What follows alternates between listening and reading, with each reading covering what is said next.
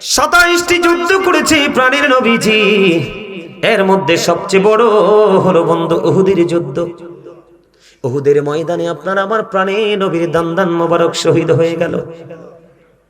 যখন শহীদ হয়ে গেল আমার প্রাণের নবীজির বন্ধু জবান মোবারক থেকে লোহ মোবারক বের হতে লাগলো। মালিক বিন সিনান দেখার পরে বন্ধু সইতে পারে না, আমার প্রাণের নবীজির রক্ত মোবারক চষতে শুরু করলো। আমার নবীজি বললেন, রে মালিক বিন সিনান, রক্তগুলো বক্ষণ করো না, জমিনে ফেলে দাও।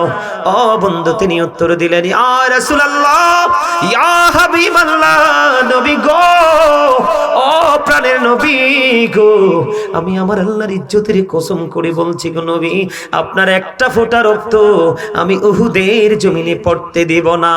যতক্ষণ ইয়া রাসূলুল্লাহ, যতক্ষণ পর্যন্ত রক্ত মোবারক বের হতে থাকবে গো, আমি বক্ষণ করতে থাকবো।